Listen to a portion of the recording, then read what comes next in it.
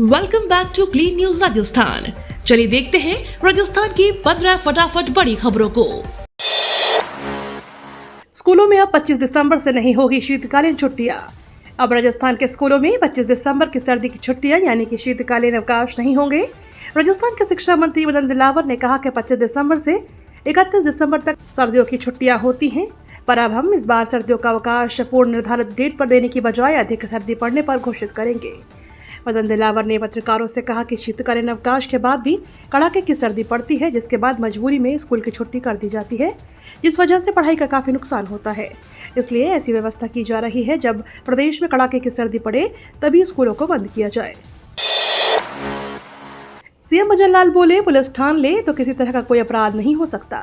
मुख्यमंत्री भजनलाल शर्मा ने पुलिस अधिकारियों को कहा कि संगठित अपराध में सरकारी तंत्र के लोग भी होते हैं, उनकी पहचान करनी होगी। वह आप में से भी हो सकता है और हमसे भी। किसी एक की गलती से सभी बदनाम होते हैं, करे कोई भरे कोई। गलत काम पर सबकी नजर है। पंजाब से अवैध शराब लेकर घुसा ट्रक 7 जिले पार करने के बाद गुजरात की सीमा पर पकड़ा जाता है। क्या कारण है कि रास्ते में कहीं नहीं पकड़ा गया, यह ठीक नहीं है। ओपीएस बनाम यूपीएस में फंसी भजनलाल सरकार। केंद्र सरकार ने केंद्रीय कर्मचारियों के लिए नई पेंशन स्कीम यूपीएस लागू कर दी है। राजस्थान की भजनलाल सरकार अब मंथन कर रही है कि क्या राजस्थान में राज्य कर्मचारियों के लिए नई पेंशन स्कीम यूपीएस लागू करें या ओपीएस ही रहने दें।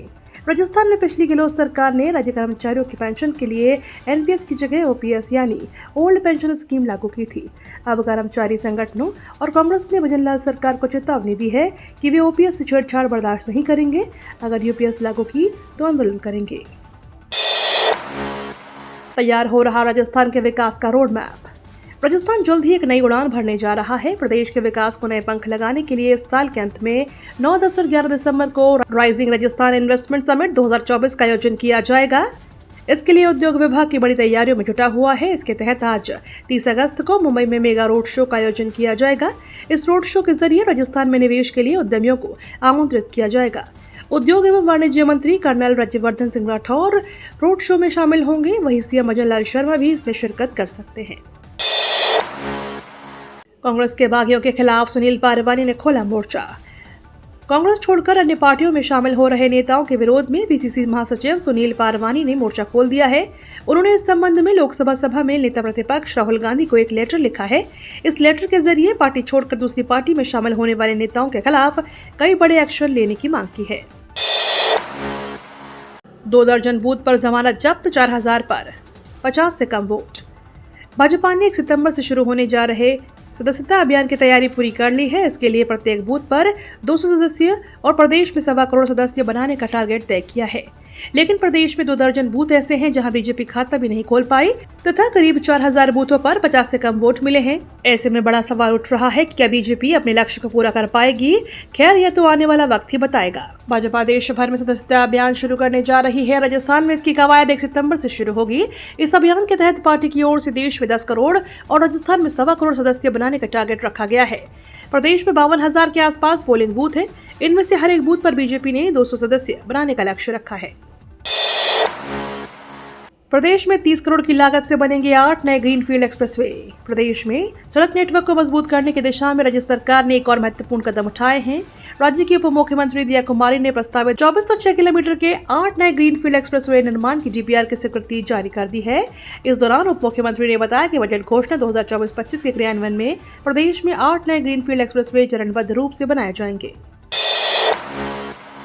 दुधारू पशुओं में खुरपका और मुंहपका बीमारी का प्रकोप बढ़ा।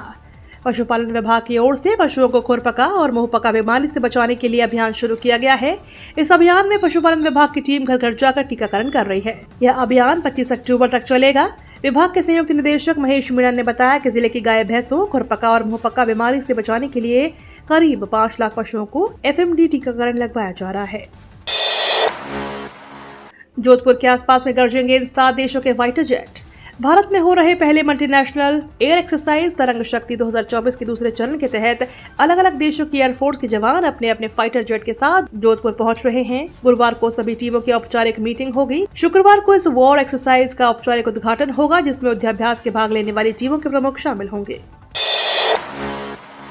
नवोदय विद्यालय कक्षा 6 JNVST 2025 के लिए आवेदन शुरू। अगर आप अपने बच्चे का एडमिशन नवोदय विद्यालय में करवाना चाहते हैं तो आपको इस प्रोसेस से गुजरना होता है। इसके लिए नवोदय विद्यालय समिति ने कक्षा 6 के एडमिशन के लिए जवाहर नवोदय विद्यालय चयन परीक्षा के लिए आवेदन प्रक्रिया शुरू कर दी है। पेरेंट्स जो भी अपने बच्चों का एडमिशन नवोदय विद्यालय में करवाने के इच्छुक रखते हैं वे नवोदय विद्यालय की आधिकारिक वेबसाइट के माध्यम से आवेदन कर सकते हैं। NHAI में बिना लिखित परीक्षा के नौकरी पाने का अवसर। भारतीय राष्ट्रीय राजमार्ग प्राधिकरण में नौकरी पाने का मन बना रहे उम्मीदवारों के लिए एक अच्छा अवसर है। NHAI ने इसके लिए general manager, deputy general manager और मैनेजर के पदों के लिए वैकेंसी निकाली है।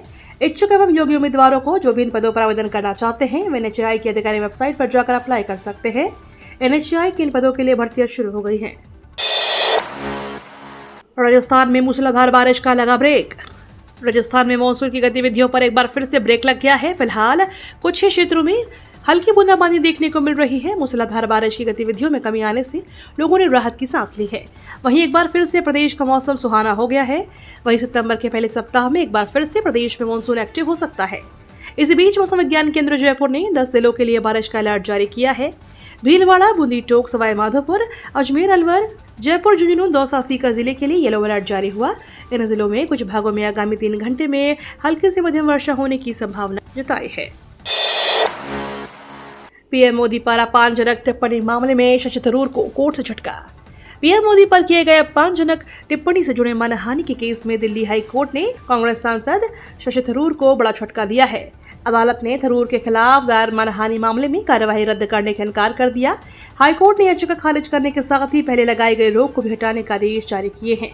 आपको बता दें, थरूर ने साल 2018 में पीएम मोदी के लिए शिवलिंग पर बिच्छू की टिप्पणी की थी।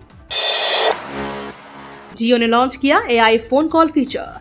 रिलायंस जियो ने अपने यूजर्स के लिए नई AI password service Jio phone call AI launch कर दिया है। इस फीचर के साथ यूजर्स कॉल को रिकॉर्ड, ट्रांसक्राइब और फोन कंजर्वेशन ट्रांसलेट कर सकेंगे।